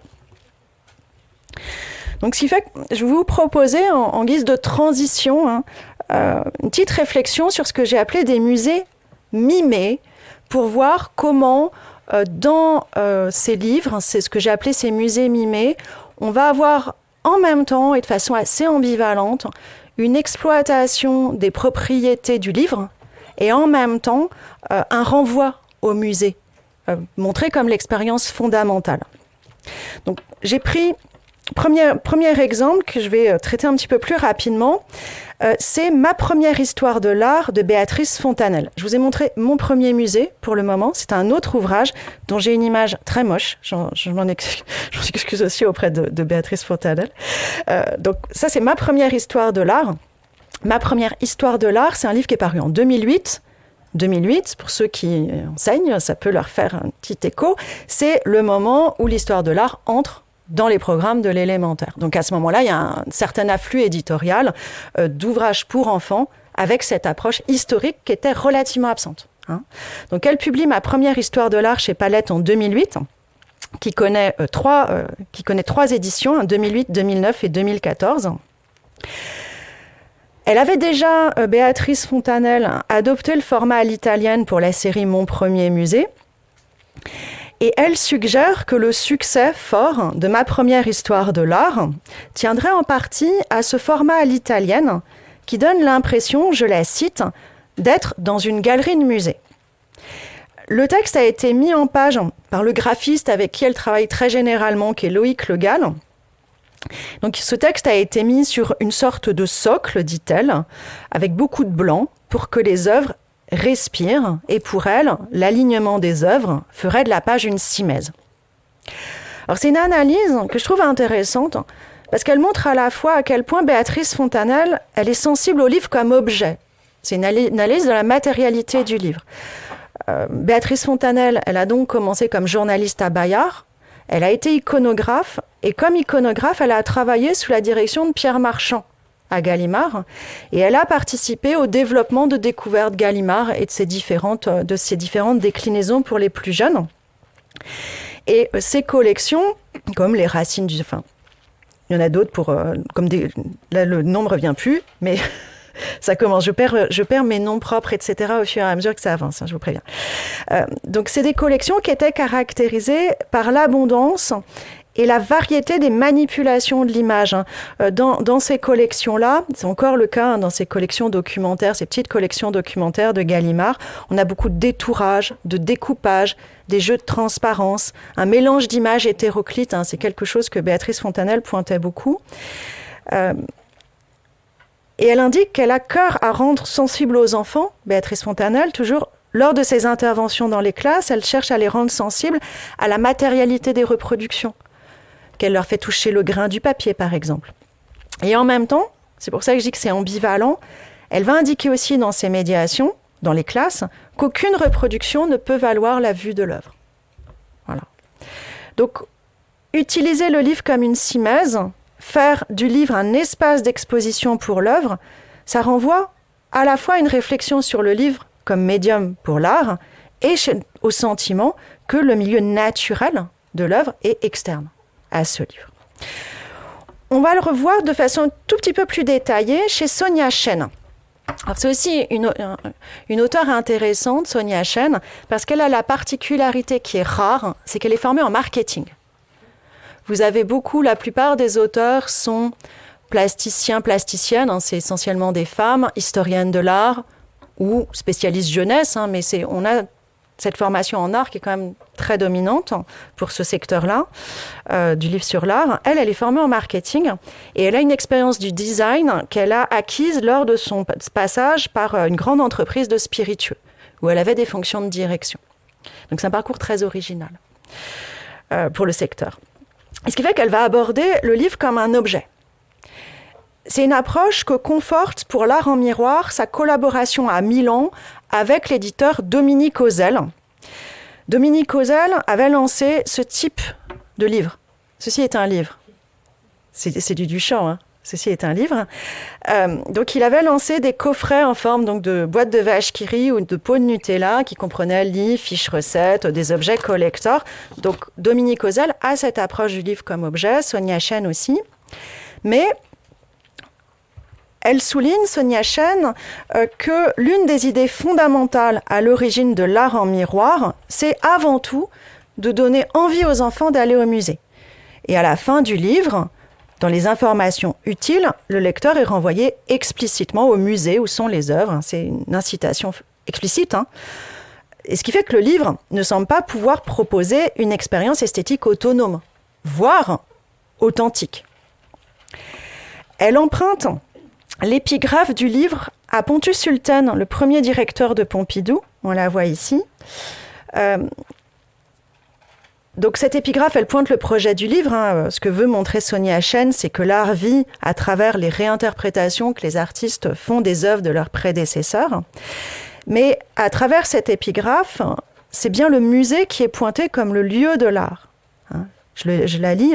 Les musées sont pour moi des lieux où les œuvres du passé, devenues mythiques, dorment, vivent d'une vie historique, en attendant que les artistes les rappellent à une existence réelle. De ce fait, si vous vous en souvenez, j'avais dit que dans la 4e de couverture, on trouvait, pour ce livre, l'expression « musée imaginaire ».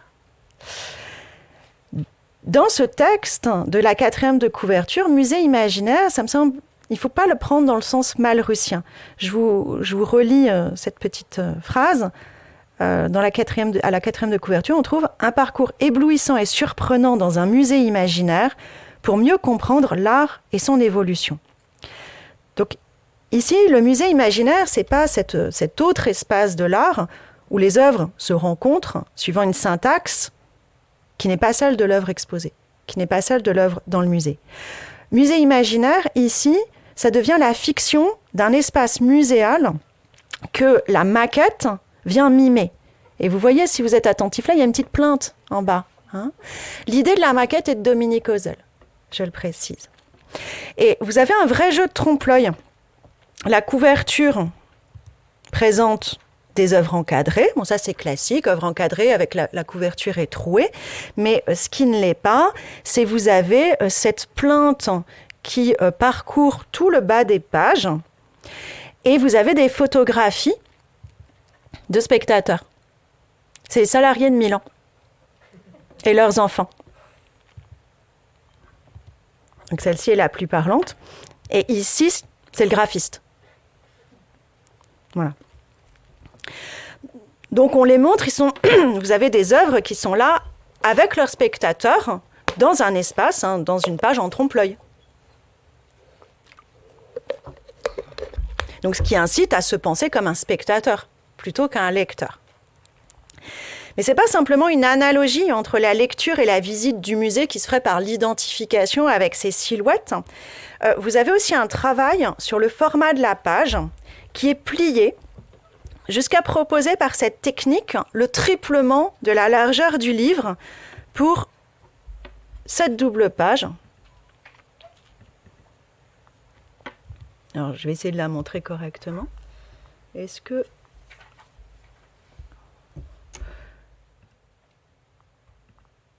Non, j'y arrive pas. Parce qu'en principe, vous avez une mini vidéo, mais là, j'arrive pas à faire passer la vidéo. Ah si, ça marche, c'est moi qui la vois pas. Vous remarquez mes talents de réalisatrice durant le confinement. Durant le confinement, on a fait des choses. Donc, sur cette triple page, si je déplie le livre mesure alors 152 cm de large. Le parcours auquel la page invite, ce n'est pas simplement un balayage visuel. Pour parcourir 1,50 m, en fait, vous êtes obligé de vous déplacer. Vous ne pouvez pas juste tourner la tête. Vous êtes obligé de vous déplacer. Il y a un déplacement physique du regardeur. Et le livre, vous devez le poser sur une table ou sur le sol.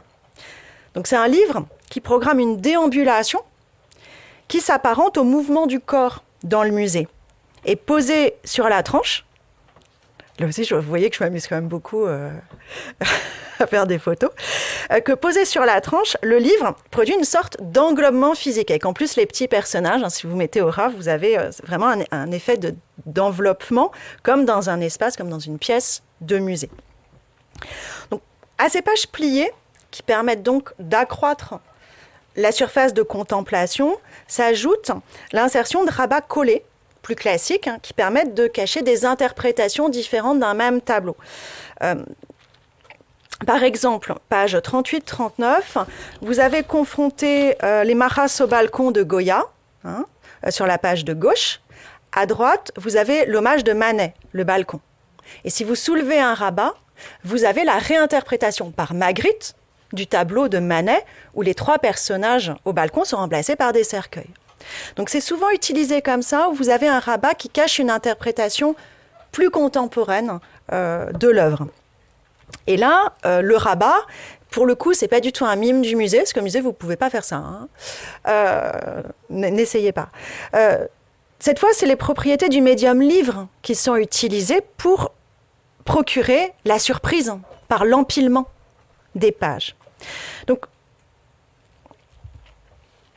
si je pointe cet élément de manipulation, c'est aussi que ces musées de papier, s'ils prétendent amener l'enfant dans l'espace muséal pour voir les œuvres en vrai, s'attachent aussi à rendre attractif et familier un espace culturel qui est généralement jugé comme intimidant et ennuyeux.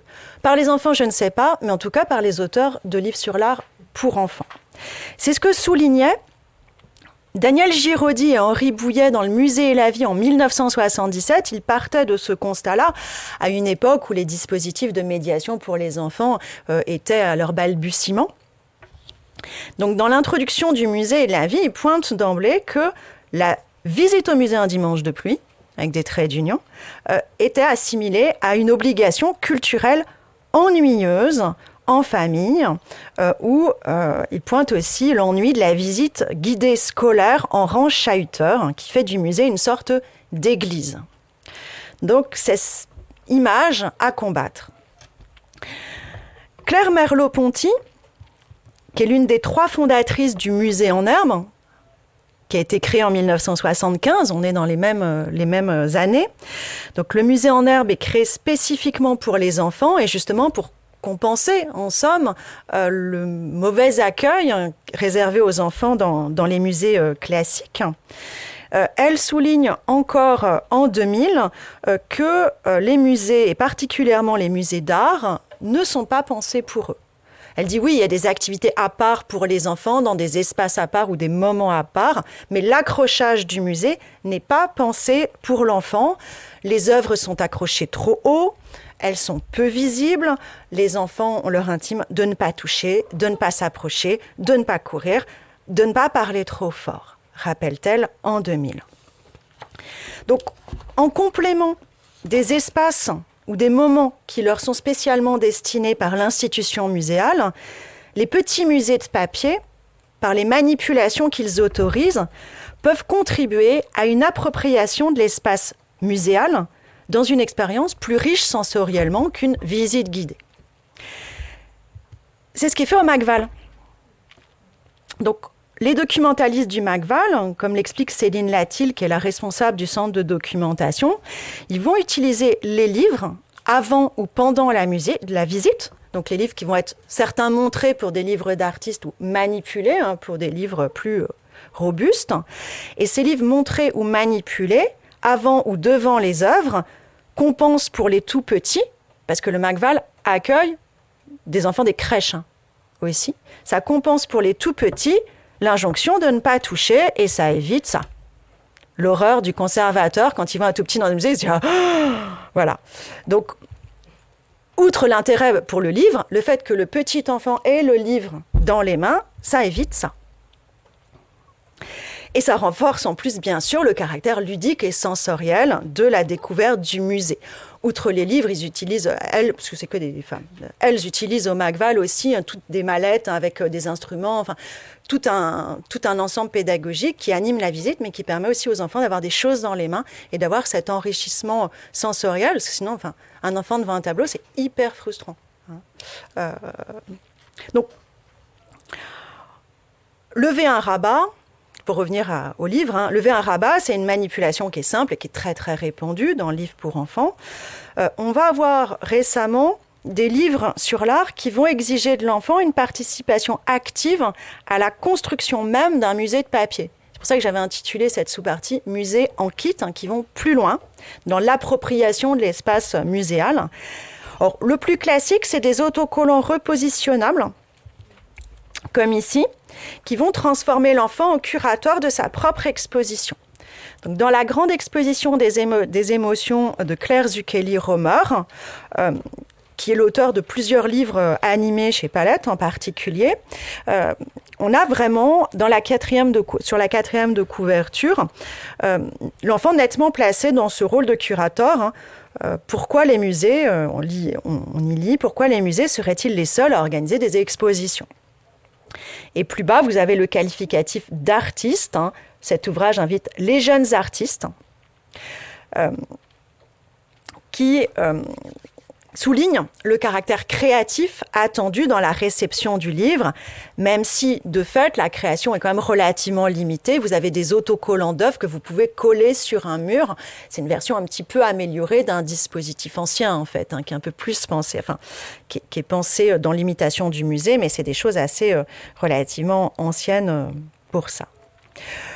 Autre exemple, le petit musée de Picasso de Béatrice Fontanelle, qui a été la pépite de Montreuil, qui était une pépite Montreuil 2016, qui est publiée par Gallimard Jeunesse, va inviter sur le macaron collé sur la couverture à construire son musée.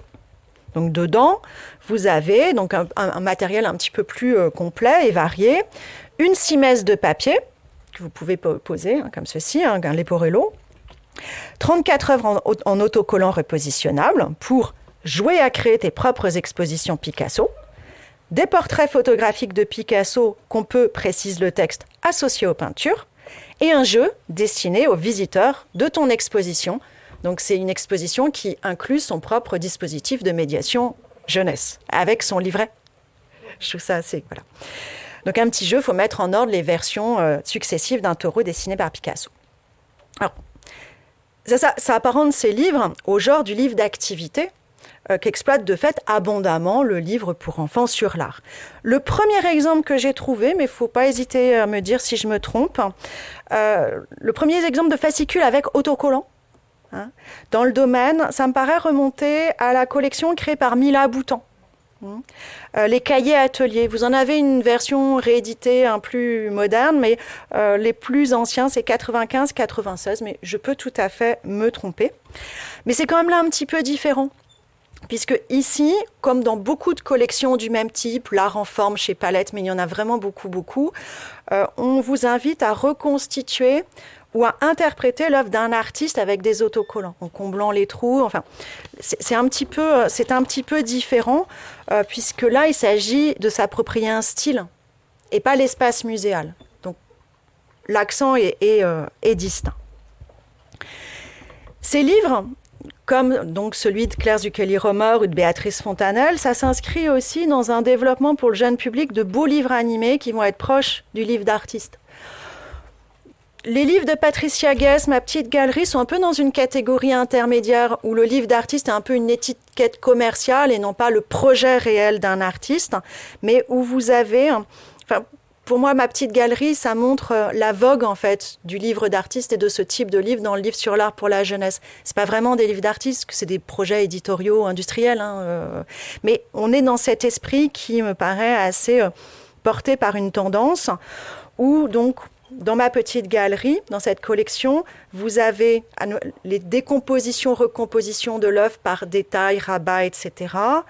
La manipulation d'un espace d'exposition et l'usage du livre animé. Ça ne se voit pas forcément très bien, mais là, vous avez un cirque en relief, vous avez le petit portique, vous avez une dimension pop-up, plus des éléments à placer dans le livre. Donc, il y a cette variété de dispositifs qui se développent. Je pourrais donner d'autres exemples. Alors, à côté de ces livres qui jouent avec l'espace muséal, on a des livres maquettes plus sages qui vont offrir, beaucoup plus classiques, qui vont offrir une sélection d'œuvres puisées dans les collections du musée, qui vont servir de guide ou de visite. Une des séries, ou si ce n'est la série la plus connue, c'est la collection Mon Petit Musée, Mon Petit Orsay, etc., qui a été développée par Marie Sellier à la Réunion des musées nationaux à partir de 2001. Mon Petit Louvre, Mon Petit Orsay, Mon Petit Cluny. Là, j'en ai pas, j'étais limitée par la taille de mon sac à dos.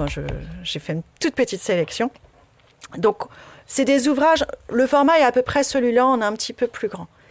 C'est des ouvrages qui sont minces, qui sont de format carré, avec une sélection des œuvres conservées au musée. Et c'est des livres que la boutique du musée va proposer aux visiteurs en quête de souvenirs. J'ai cité Orsay, Cluny et le Louvre. Dans les 3 cas, donc c'est édité par la RMN. Dans les 3 cas, c'est des boutiques de musées qui sont gérées par la RMN. Donc, on a une première double page où le musée est présenté. Et puis après, j'ai des doubles pages qui ont toujours à peu près la même formule. Sur la page de droite, j'ai l'œuvre. Sur la page de gauche, j'ai un « il y a » qui pointe un détail. Il y a un chien rouge. Le détail est détouré et le texte organisé autour de ce détail. Donc là, avec l'ours. Et le texte, dans un langage familier, imagé, va mettre en avant quelques éléments de l'œuvre qui parlent souvent d'elle-même à la première personne. Et vous avez, ça c'est caractéristique de Marie Sellier, des phrases interrogatives, un accent sur l'émotion, l'image, la sensorialité. Donc ici, il y a un gros ours blanc tout lisse. Je suis l'ours blanc, lisse, dans ma grande pelisse blanche, sans un poil qui dépasse, sans un pli. Je suis bien content d'être protégé du froid. Celui qui m'a fait si lisse, on travaille sur les sonorités, bien sûr, a un nom tout rond qui me fait sourire. Il s'appelle Pompon. Donc, en fait, l'artiste, et puis accent sur la matière, en fait, cette sensation de lisse qu'on a en rencontrant l'œuvre. Donc là, on a une double familiarisation avec les œuvres qui vont être rapprochées affectivement de l'enfant et dont la reproduction permet de créer un effet de reconnaissance en lien avec l'expérience passée ou future de la visite au musée. Une des expériences les plus fortes des enfants musées qui revient, ça n'a pas été étudié, mais c'est assez partagé et intuitif, c'est l'enfant adore reconnaître l'œuvre. L'œuvre qu'il a vue dans le livre et l'œuvre... Enfin voilà, cet effet de correspondance est généralement extrêmement efficace. C'est ce que pointait Bourdieu, d'ailleurs. en disant que l'idée c'était de faire connaître les œuvres en masse. C'est un dispositif simple et qui paraît très efficace. Alors, j'ai dit au seuil du musée, c'est bien sûr, on peut l'acheter en souvenir de visite ou pour préparer une visite, mais c'est des livres qui peuvent être lus de façon tout à fait autonome. Ça peut se lire comme des musées imaginaires et ça garde une indépendance, ce type de livre, au regard de la situation de visite. On a d'autres ouvrages qui sont, eux, posés dans une articulation directe avec la visite du musée, qu'ils visent à faciliter ou à prolonger. Et c'est des livres qui, on le comprend, vont alors être proposés de manière privilégiée ou exclusive par la boutique du musée, parce qu'ils n'auront pas de sens en dehors. C'est Alba Zamolo, qui est la libraire jeunesse à la librairie du Louvre, qui souligne que ce que les clients cherchent beaucoup dans cette librairie, les clients familles, c'est des livrets parcours et des guides. Ils vont acheter Objectif Louvre, par exemple, qui a été publié par Actes Sud, ou ce type de petits dépliants que vous voyez là, c'est parmi les choses qui se vendent le plus avant une visite. Donc, ils cherchent des fascicules simples qu'on peut utiliser tout de suite pour une visite en famille. Donc ça, c'est publié par Musée. C'est des petits jeux de pistes sur la partie Égypte, qui est bien sûr le best-seller du Louvre. Ces livrets-jeux, j'en donne là un exemple commercialisé, mais ils sont aussi régulièrement proposés par les musées, notamment à l'occasion d'une exposition. Ils vont alors être créés par des services de médiation ou aussi par des éditions d'art pour enfants comme Arola. Arola, c'est ceux qui publient Dada, la revue Dada. Ils vont alors agir comme prestataires de services pour un musée pour créer ce type de livrets-jeux qui sont alors des documents non commercialisés, éphémères, difficiles à étudier et à inventorier pour cette raison. Alors Claire Merleau-Ponty, on a une collection très abondante qu'elle devrait donner à l'école du Louvre. Certains sont conservés dans les collections patrimoniales, à la Bibliothèque nationale notamment, en particulier les livrets qui ont été publiés par l'Atelier des enfants au Centre Pompidou. C'est un domaine qui n'est pas très exploré, il y a vraiment peu de publications dessus. Je vais faire juste quelques remarques, vraiment. Là, mes observations sur le sujet sont tout à fait limitées. Je soulignerai d'une part que ces livrets ne se contentent pas d'accompagner la visite par des jeux ou des observations à réaliser sur place. Ils peuvent aussi la prolonger. Il y a souvent des activités à faire à la maison. Et c'est pour ça que ça m'intéresse, puisqu'on a des frontières qui sont en fait poreuses entre le livret-jeu qu'on va donner à l'entrée de l'exposition et le livre d'activité qu'on va acheter en souvenir à la boutique, et enfin le livre documentaire, comme le montre l'exemple des nombreux ouvrages qui ont été publiés par le musée en herbe, en lien avec les expositions. Donc ils l'ont fait chez 3 éditeurs différents, de 1979 à 2018. Je vous ai mis les 3 versions principales. Donc dans ces livres, on retrouve les jeux qui sont proposés gratuitement dans les livrets d'activité du musée, en y ajoutant des éléments documentaires, en supprimant aussi les jeux qu'on ne peut faire que sur place. Il y a souvent des jeux d'odeur au musée en herbe, c'est pas proposé, ou des déguisements. Donc, premier exemple de porosité. Un deuxième exemple tout à fait différent. Alors ça, je ne l'ai pas apporté parce que c'est un grand format. Là, pareil, ça ne rentre pas. C'est des grands formats. Donc ça, c'est proposé par le Centre Pompidou.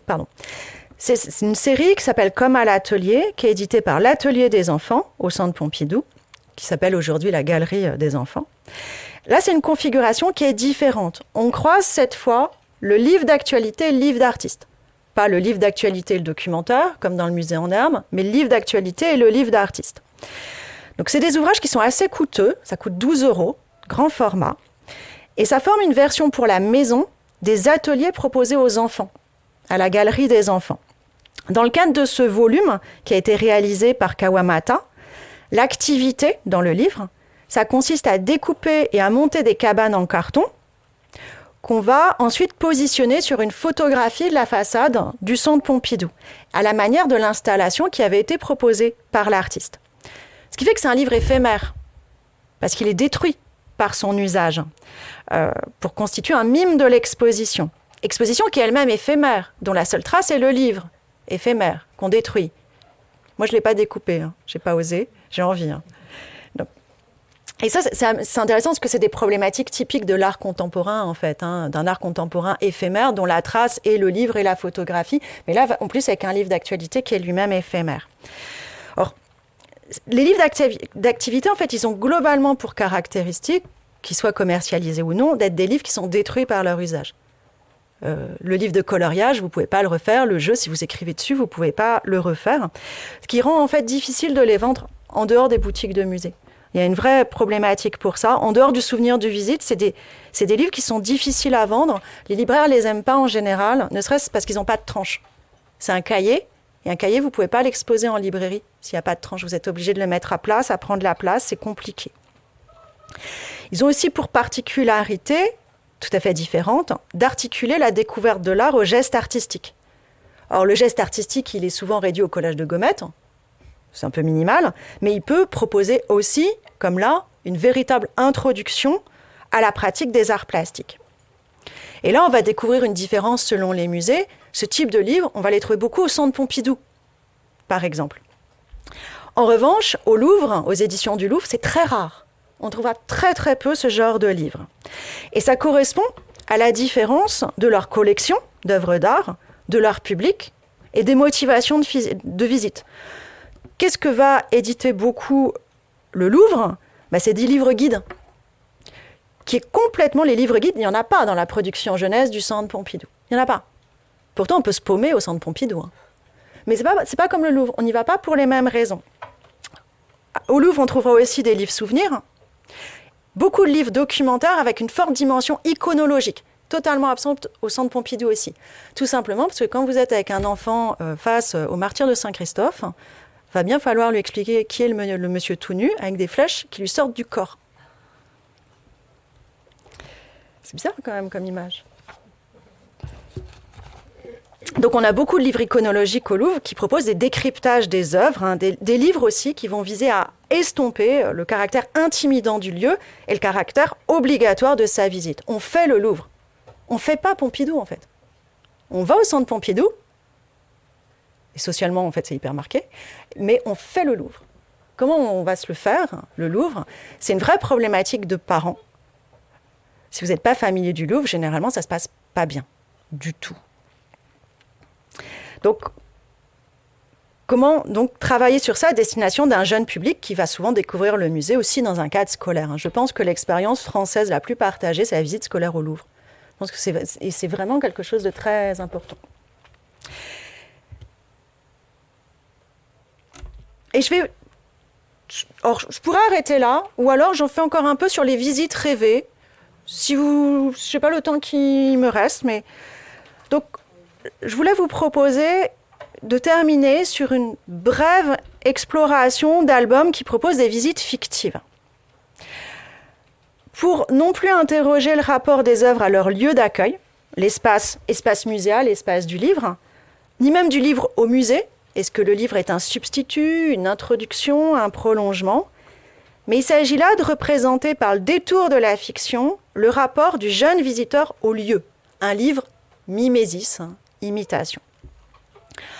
Ces livres, qui peuvent être des albums, qui peuvent être des romans, qui peuvent être des bandes dessinées, peuvent prendre pour cadre un musée réel. Dans le cas de la France, à ma connaissance, c'est le cas de 2 musées, le Louvre et Pompidou. Je n'en ai pas trouvé d'autres. Bon, je peux tout à fait me tromper. Et il y a une énorme disproportion entre les 2 musées. Je vais pas parler du Da Vinci Code, mais le musée du Louvre, je ne vais pas vous l'apprendre, c'est le décor de très nombreuses fictions, y compris jeunesse. C'est pas propre du tout au secteur jeunesse, qui vont jouer sur la taille du lieu, son ancienneté, la diversité des collections pour créer du mystère, pour insuffler une aura d'aventure à la visite scolaire ou familiale au Louvre, mise en scène dans certains ouvrages. J'aime bien cet exemple. Et c'est ton livre de quand tu étais petite, ma chère. Donc, c'est la bande dessinée dont tu es le héros, La peur du Louvre, de Delafosse et Pommeau, qui a été éditée en 1986, qui est en fait de la science-fiction, parce que vous avez la Grande Pyramide, alors qu'elle n'est pas encore construite. C'est un ouvrage qui est donc ancien, mais qui est réédité et toujours mis en avant à la librairie du Louvre. Ça commence sur une visite scolaire dans le département des antiquités égyptiennes pour lancer l'enquête. Dans les publications récentes, Vous connaissiez sans doute la série de BD pour adultes, ados-adultes, publiée par Futuropolis en partenariat avec le Louvre. Il a été lancé une série jeunesse avec Delcourt qui s'ingénie à représenter toute une vie cachée des lieux en animant les œuvres dans Le cheval qui ne voulait plus être une œuvre d'art, qui est le premier, ou les tableaux de l'ombre, en introduisant un fantôme dans Gaspard et la malédiction du prince fantôme, ou en imaginant les aventures des souris du musée, dans les souris du Louvre. J'ai mis que le premier, mais il y en a deux et un troisième apparaît. C'est le plus gros succès. De façon intéressante, les héros enfantins ont un accès privilégié au musée par leurs liens familiaux avec des membres du personnel. Et ce qui fait qu'ils proposent aux jeunes lectrices et lecteurs une image moins intimidante et scolaire du musée à travers ces personnages qui sont littéralement au Louvre comme chez eux. Pour en savoir plus, il faut venir au colloque de décembre. Voilà. Destiné cette fois aux tout petits, et gros succès de librairie, c'est Timothée au Louvre. C'est le Louvre au supermarché. Parce que ça se vend dans des réseaux de distribution de supermarchés. Chez Grund. Donc, le personnage d'Emmanuel Massonneau et de Mélanie Combe, qui a connu il y a 31, ou le dernier comptage, j'avais 31 titres parus depuis 2015, ce personnage va proposer une première approche des collections du musée et un mode d'emploi de visite. Je pense que c'est un livre qui est au moins autant pour les parents que pour les enfants. Vous avez donc l'entrée au musée, un adulte accompagnateur qui va sélectionner quelques œuvres. Alors, le parcours ne marche pas du tout, en fait, parce que les œuvres sont très éloignées. Donc, physiquement, ce n'est pas possible avec des enfants. C'est les best-of du Louvre, mais vous ne pouvez pas le faire. N'essayez pas. Pareil, ou alors, il faut prendre une trottinette. Donc, on sélectionne quelques œuvres, on fait des commentaires succincts et pertinents. À la fin, on offre un souvenir aux enfants, une carte postale. Et on termine par une activité artistique. Mode d'emploi, de visite. Et Timothée et ses copains, ils vont réagir au tableau, aux sculptures, en exprimant des émotions, en formulant des questions. Là aussi, plus au colloque. Dans le cas du Centre Pompidou, moi je connais que 3 ouvrages qui rapportent une visite fictive dans ce musée précisément nommé, et c'est bien celui-là, dont 2 appartiennent là aussi à une série à succès qui est Gaspard et Lisa, avec un ancrage quand même qui est un petit peu différent. Or, ça, je m'y attarde pas. Vous avez d'autres albums beaucoup plus nombreux qui mettent en scène la visite d'un musée fictif. Et je vous ai mis 3 exemples tirés de séries extrêmement célèbres. Vous avez Ernest et Célestine au musée, le musée de Babar et le loup qui enquêtait au musée pour prendre des périodes un petit peu différentes. C'est vraiment très fréquent. Et j'aimerais en examiner 2 pour finir, si ça vous va, si vous avez encore un petit peu de patience. Celui-là, vous le connaissez peut-être. L'album de Max Ducot. Alors, prix des Incorruptibles 2009-2010, dans la catégorie CE2 et CM1. Il est recommandé par divers sites d'académie, par le site Ricochet, par des blogs de professeurs des écoles. Et sur la 4e de couverture, il est présenté ainsi. Aujourd'hui, Éloi et sa classe doivent visiter le musée des Beaux-Arts de la ville. Une sortie obligatoire qui ennuie terriblement le garçon, jusqu'à ce qu'un tableau lui adresse la parole et le charge d'une mission de confiance. Il y a beaucoup d'albums comme ça qui partent du principe que le musée, ça ennuie les enfants. Je trouve un peu bizarre. Je pense que ça ennuie visiblement plus les adultes. Donc, c'est un récit qui a vraiment une dimension rhétorique, et plus spécifiquement ce qu'on appelle épidictique, c'est-à-dire qu'on travaille sur les valeurs. Max Ducot, il va tâcher de renverser la valeur de la visite. On va passer de l'ennuyeux au passionnant. À travers un récit exemplaire, le petit garçon va être converti grâce à un miracle fait par un ange. Donc, je vous dis ça. Bon. Donc le petit garçon aura finalement passé la matinée la plus merveilleuse de sa vie. Cette conversion, elle va passer par l'animation des œuvres qui vont mettre en mouvement l'imagination et le corps du petit garçon qui est lancé à la poursuite de l'ange disparu d'un tableau. Donc la situation de visite, au début, elle est présentée comme ça. On voit qu'il y a une distance mentale et physique. Dans la position d'Éloi, qui est assis à distance des tableaux, il leur tourne le dos. Et cette distance, l'album suggère que c'est créé par le dispositif même de la visite du musée. Là, mes photos sont très nulles, hein. C'est absolument illisible, donc je vais vous le lire. Dans un coin, un gros gardien assis sur une chaise veillait à ce que personne ne touche aux œuvres. Mais le gardien dort, parce qu'il s'ennuie. Et le petit garçon peut se livrer à son rêve éveillé. Éloi replongea dans ses pensées, il laisse son esprit vagabonder. C'est le début de l'intrigue, qui est une intrigue fantastique, qui permet à Éloi d'investir le musée. Et à l'inverse de toutes les règles de la visite policée et cultivée, Éloi se jette dans les tableaux, court dans les escaliers, les illustrations montrant sans cesse son corps en mouvement dans le musée, dans les œuvres même, comme ici, où il pourchasse le petit ange fugueur. Lorsqu'Éloi est immobile devant une œuvre, la posture de contemplation est remplacée par des gestes d'interaction. Il a les mains souvent tournées vers les œuvres, comme quand je parle, en fait, pour donner, accompagner un dialogue. Alors, le jeune héros, à la fin, est converti au charme de la visite du musée. Mais le personnage reste en opposition, ou du moins en décalage avec le cadre scolaire original. Il doit faire un devoir pour raconter sa visite, mais lui, il raconte qu'il a poursuivi un ange. C'est sur le plan de l'imagination. Et c'est pas ce qu'attend la maîtresse, qui pense qu'il ment. Donc, ce qui fait que, finalement, l'école reste proposée comme un contre-modèle du musée, le musée comme source d'éducation alternative, ce qui est une opposition fréquente et persistante chez les responsables de médiation muséale, pour qui le scolaire obligatoire, musée, loisir, fun. Et c'est de fait, ici, en s'écartant du dispositif scolaire de la visite, que le personnage peut réussir sa connexion au musée d'une manière qui échappe visiblement complètement à sa maîtresse.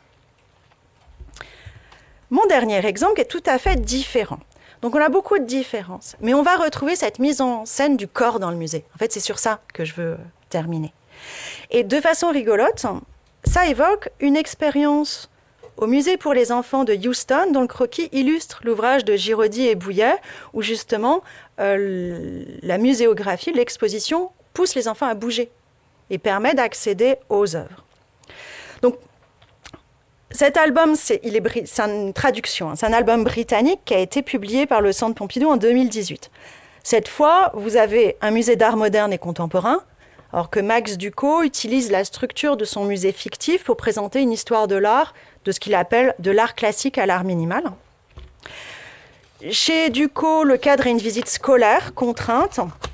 Dans la BD de Catherine Graham et Jim Stoughton, la visite est proposée par Oscar, justement. Oscar, c'est celui qui est avec un béret. Il est collectionneur et conservateur du musée, mais on est dans un cadre amical, volontaire. Et la mère de la petite Lily, de la petite fille, lui enjoint ainsi de bien s'amuser, en la laissant à sa baby-sitter. Or, c'est une ruse, bien sûr, aussi du documentaire, qui promet à l'adulte qui achète l'ouvrage, je cite, une introduction ingénieuse et décalée au monde de l'art. Et ça instille la culture à l'enfant sous des atours qui sont plus colorés, peut-être plus modernes, ludiques, mais en fait, c'est beaucoup plus explicite que dans Max Ducot. Parce que vous avez des photographies des œuvres, vous avez des informations sur les œuvres. Ducot, lui, imite les styles, on reconnaît bien, mais il n'y a jamais de nom, de date, il n'y a pas du tout d'aspect documentaire, en fait. Alors que cet ouvrage-là, qui paraît plus amusant, en fait, vous avez des photos des œuvres, vous avez des informations. C'est un documentaire aussi, et vous avez à la fin une double page documentaire.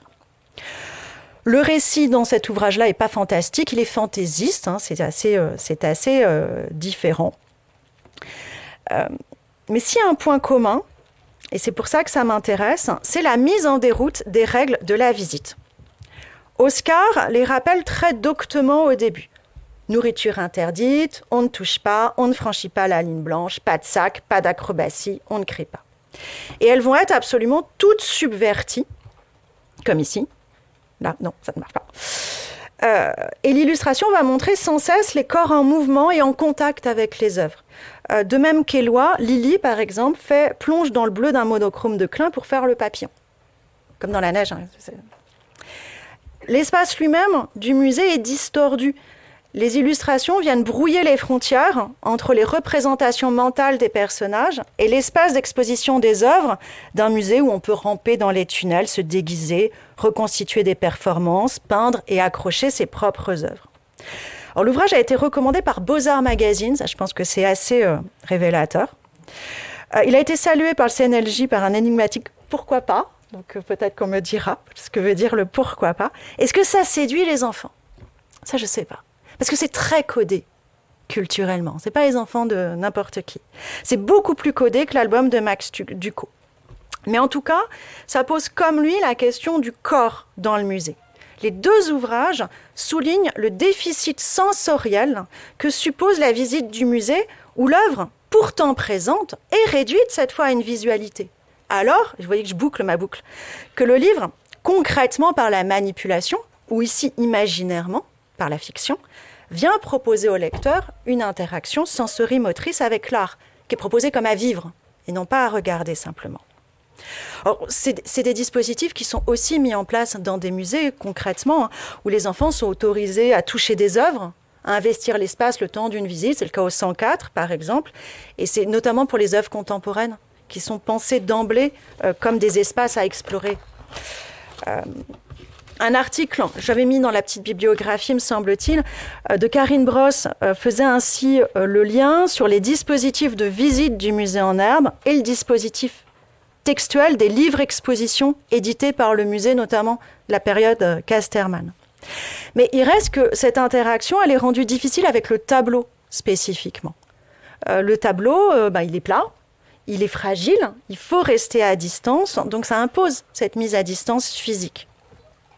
La reproduction et le livre viennent alors s'insérer dans le face-à-face un petit peu guindé de l'enfant et du tableau pour favoriser une appropriation qui n'est pas seulement une familiarisation visuelle, mais qui est aussi une manipulation tactile, mentale aussi, je dirais, qui permet, on peut en tout cas le supposer, de faire sienne les œuvres d'art dans un espace qui n'est pas seulement un espace intérieur, imaginaire, mais qui est aussi l'espace d'un lieu de vie, qui est aussi l'espace de la chambre.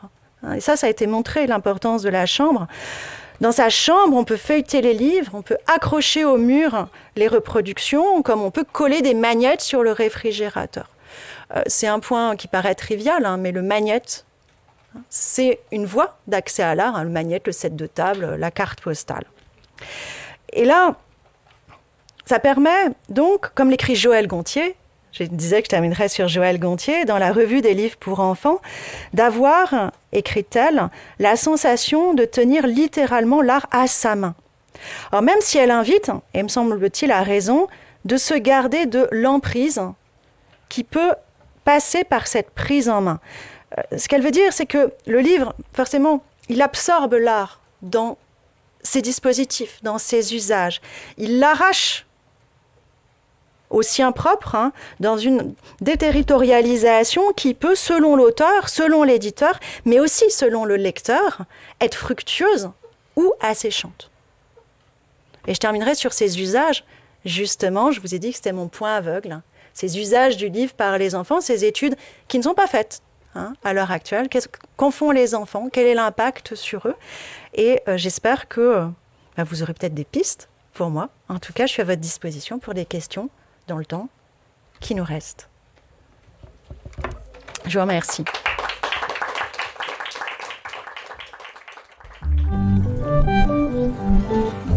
La Bibliothèque nationale de France.